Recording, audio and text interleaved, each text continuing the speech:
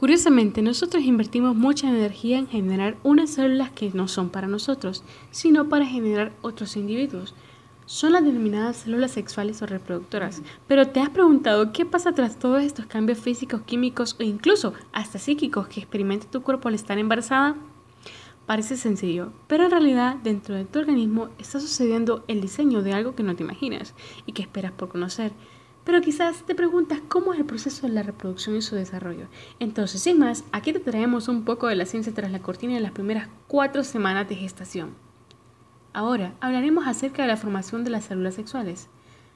Las células sexuales o gametos son células especiales que representan la mitad de los cromosomas que las células del resto del cuerpo, las denominadas células somáticas.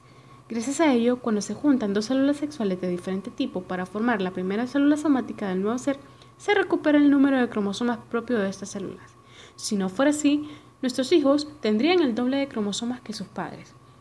Hace falta recordar que un cromosoma es una molécula de ADN enrollada sobre sí misma y que un gen es un segmento de ADN que contiene una información sobre una determinada característica del organismo. En los humanos, las células somáticas tienen 46 cromosomas y los gametos tienen 23, lo cual hace la suma de 23 más 23, 46. Seguramente te estarás preguntando cómo sucede esto. Muy bien, esto sucede por medio de un proceso llamado meiosis. Este es el proceso el cual consta por el paso de las células somáticas a células sexuales. Se denomina meiosis y consiste en dos divisiones celulares sucesivas. Hay dos tipos de meiosis, la espermatogénesis o generación de las células sexuales de los hombres, que son los espermatozoides, y la ovogénesis o generación de las células sexuales de las mujeres, que son los óvulos.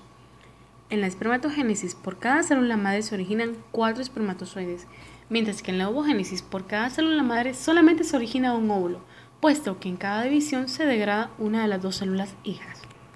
Y bien, aquí se diferencian dos tipos de cromosomas, los que determinan el sexo del individuo, los denominados cromosomas sexuales, que son el cromosoma X y el cromosoma y los 44 cromosomas restantes, los denominados cromosomas no sexuales, que son comunes a mujeres y hombres.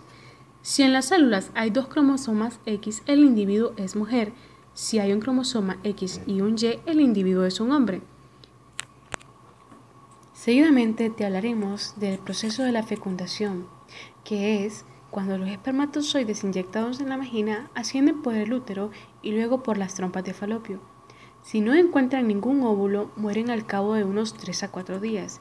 Si estos lo encuentran, lo rodean, pero solo uno consigue atravesar la membrana e introducir su núcleo. Este, que contiene 23 cromosomas, se une al núcleo del óvulo, que también contiene 23, y se forma una célula con un núcleo que contiene 46 cromosomas en total, el denominado cigoto, que es la primera célula del nuevo individuo. Enseguida, el cigoto se empieza a multiplicar, a esto se le llama desarrollo embrionario, y da lugar al embrión.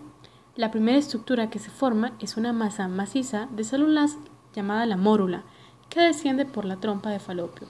A partir de esta se forma una masa con un hueco interior llamada blástula, que se implanta sobre la mucosa uterina, llamado implantación. Esto sucede aproximadamente unos 6 días después de la fecundación.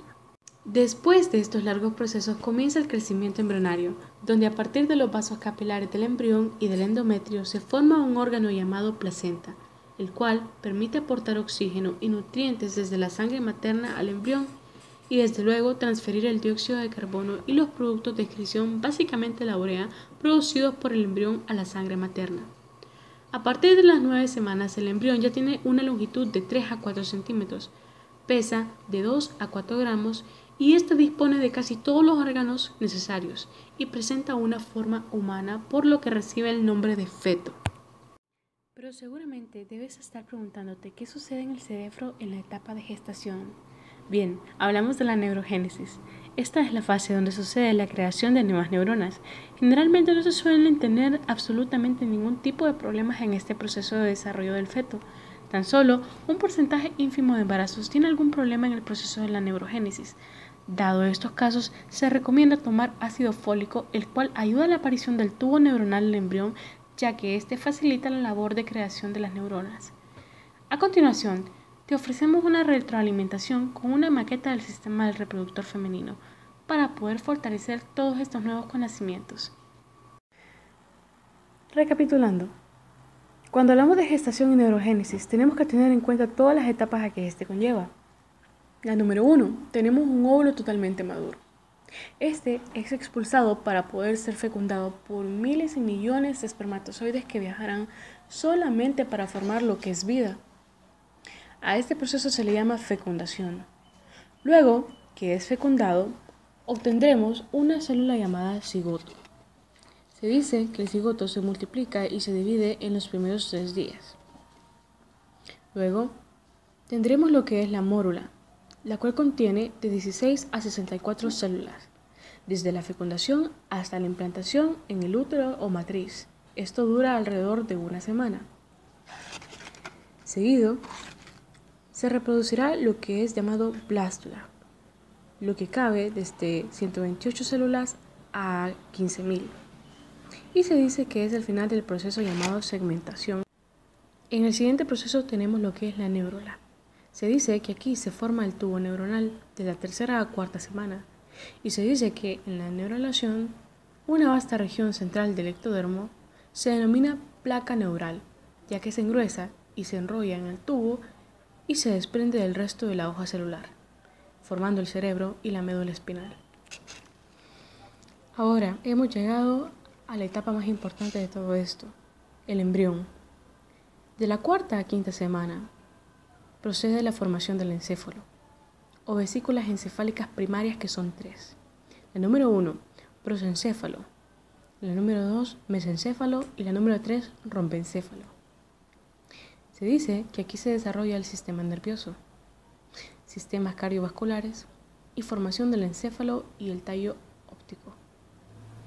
Es más, es aquí donde procede nuestro gran proceso de la neurogénesis. Muy bien, esperando que hayas disfrutado de esta presentación, te invitamos a que sigas viendo más videos.